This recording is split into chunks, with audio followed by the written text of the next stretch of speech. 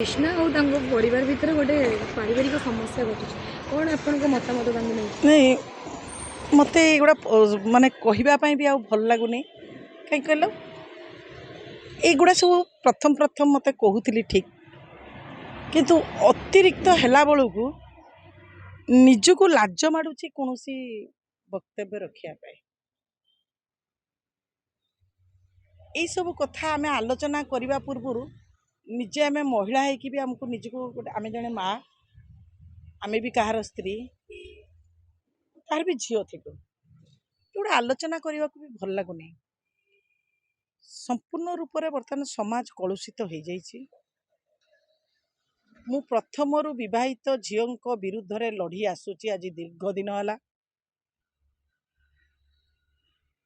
मु को कृष्णा फोर रे कहूना कृष्णार भी एठी भूल अच्छी एठी राहुल को परिवार रो भी भूल अच्छी राहुल स्वर्गवास कलानी राहुल रो भी भूल अच्छी एठी सम्मिलित भाव में एठी भूल अच्छी परिवारटा समस्त मिसिकी नष्ट कर सबुठु मेजर नष्ट करिछि राहुल रो भौणी से विवाह दिनरू ता घर रहुछि प्रत्येक कथारे मामलती करुछि आज राहुल जदि खराब बाट को जाई थाए राहुल निजे कृष्णा जेतिके दायी राहुल रो भौणी संपूर्ण भाव में दायी कारण होची राहुल रो भौणी पाई राहुल को सेतिकी ता परिवार रो स्नेह मिली नाही सम्मान मिली नाही राहुल भी अबाटरे जाइछि सेतिपय आमे कृष्णा को जतिकी दोष दबानी आमे राहुल और राहुल रो भौणी कथा को लेकिन जावा आज यदि राहुल आज मृत्युमुख को जाइछि सब करछि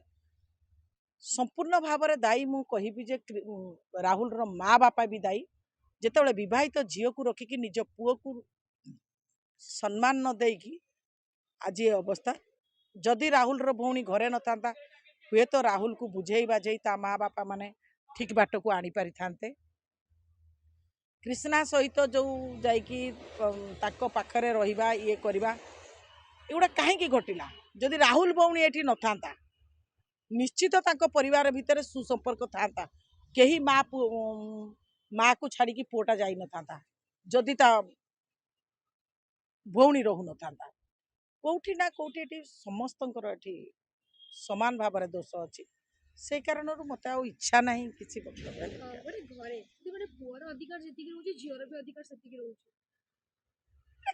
माने आपण माने झील होइछन आपण को प्रश्न करूछ आज ये झील मानक पाई संसार उजिड़ी कि अधिकार आपण माने देखौछथि कि झीर अधिकार अच्छी कि अधिकार अच्छी मु कहूँ अधिकार जो दिन ठारू अधिकार कथा उठिची से दिन ठारू घर भांगी आज घर संसार उजुड़ी जाउछि जेतेबेले कृष्णांको मां कहउछंती जे मो जोइंटी सुना मुंडा से बुझी पाइलानी कि जेहेतु जो परर पुओ को आनिकी घरे पुरैकी ता घरटी नष्ट करूछंती से सुना मुंडा तो कहिबे कृष्णांको मां कहउछंती जे राहुल होछि हिराटे बोली ओहो कृष्णार मां जे मो जोइंटी होछंती हिरा मु एथिरे मन्तव्य रखिबिनी से हेडा रखिबी जदि विस्फोरण हबो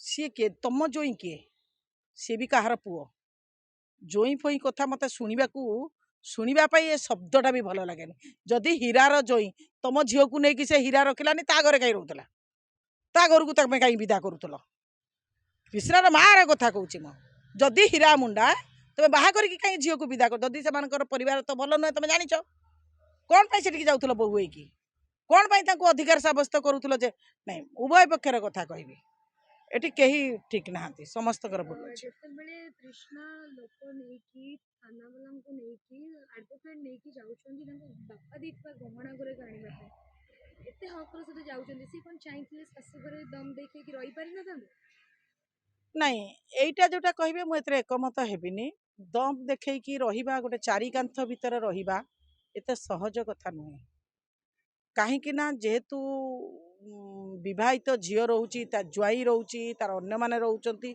एठी से शाशु शशुर को मोल्ट करि परिबनी कि शाशु शशुर को निजर करि परिबो नाही एटा गाँ है नहीं जे किए ना किए तुमको सहयोग करेंगे कि आउ से जुग नाही जे बंधु बांधव आसिक तुमको सहयोग करेंगे एवं समस्ते रहीबाटा एत सहज नुहे ଦେଇଛନ୍ତି ବଟ୍ ବିଧବା ହେଇଗଲା ପରେ ତେବେ ଶାଶୁ ଶ୍ୱଶୁର ମାନେ ଏଇଭଳି କାମ କରୁଛନ୍ତି ତ ସମାଜ ଉପରେ କଣ ନାଇଁ ବାର୍ତ୍ତା ଆ ଦେବେ? କ୍ଷେତ୍ରରେ ସମ୍ପୂର୍ଣ୍ଣ ଅଲଗା ଥିଲା। ଆକୁ ବୋହୂର ସ୍ୱୀକୃତି ସେମାନେ ଦେଇ ନଥିଲେ ମୁଁ ଯେତିକି ଆଜି ବାଇଠୁ ଜାଣୁଛି ତାଙ୍କର ବାପା ବାପା ମାଙ୍କର କହୁଥିଲେ ଯେ ମୋ ବାହାଘର କରିବାକୁ ମୋ ଇଚ୍ଛା ଇଚ୍ଛା ନଥିଲା। ନଥିଲା। ଏ କ୍ଷେତ୍ରରେ ସେ ସ୍ୱୀକୃତି ପାଇନଥିଲା। ସେ କ୍ଷେତ୍ରରେ କ୍ରିଷ୍ଣାଙ୍କୁ ବହୁତ ସଂଯତ ହେଇକି ଚଳିବାର ଆବଶ୍ୟକତା ଥିଲା।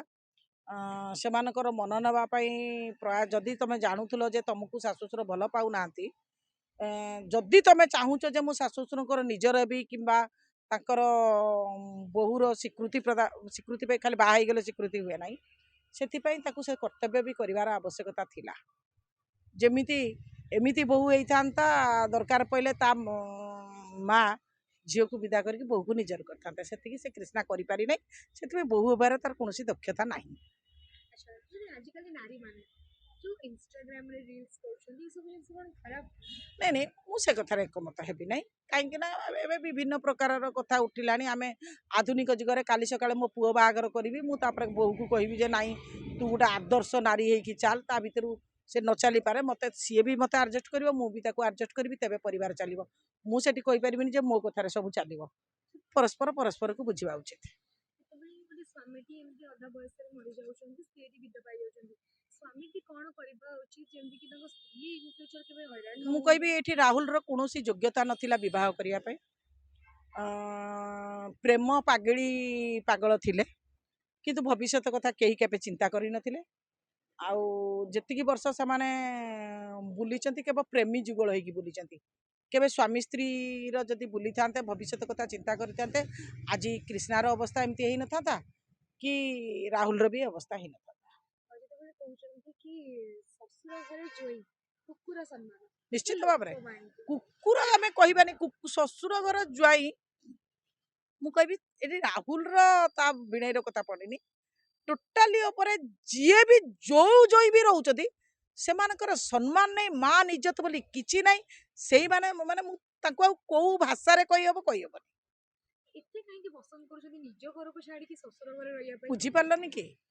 ବର୍ତ୍ତମାନ ସମସ୍ତେ ଚାହୁଁଛନ୍ତି ଆମେ ଶ୍ୱଶୁରକୁ ଗଲେ ଆରାମରେ ଖାଇବୁ, ପ୍ରପର୍ଟି ମାଗଣା ପାଇଲୁ, ଆମେ ନିଜ ଜନ୍ମ କଲା ପରିବାରକୁ ଦେଖିଲେ ଆମକୁ ଖର୍ଚ୍ଚ କରିବାକୁ ପଡ଼ିବ। ଏଠି ମାଗଣା ମାଗଣା ଯେଉଁଟା ଆମର ପ୍ରାପ୍ୟ ନୁହେଁ, ଝିଅମାନଙ୍କର ପ୍ରକୃତ ପ୍ରାପ୍ୟ ନୁହେଁ। ଗୋଟେ ଆଇନ ତିଆରି ହେଇଥିଲା କେବଳ କାଳେ ଝିଅମାନେ ଅସୁବିଧାରେ ପଡ଼ିବେ ତାକୁ ସହଯୋଗ କରିବା ପାଇଁ, କିନ୍ତୁ ପ୍ରକୃତ ଏଠି ସହଯୋଗ ବଦଳରେ ବରଂ କ୍ଷତି ହେଇ ଚାଲିଛି ସମାଜର।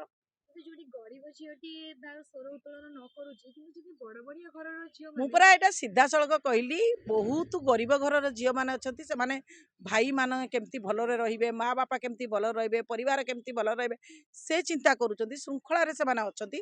କିନ୍ତୁ ଯେଉଁମାନଙ୍କ ପାଖରେ ବହୁତ ପଇସା ଅଛି ଏ ଆଇନ ଆସିବା ଦିନରୁ ଏତେ ବିଶୃଙ୍ଖଳିତ ହେଇକି ଯାଇଛନ୍ତି, ସେଇମାନେ ବେଶୀ ପୈତୃକ ସମ୍ପତ୍ତିର ଭାଗ ଆଶାରେ ନିଜ ବାପ ଘରକୁ ପୁରା ନଷ୍ଟ କରିଦେଉଛନ୍ତି, ନିଜ ବାପା ମାଙ୍କ ମୁହଁକୁ ବି ଚାହୁଁନାହାନ୍ତି।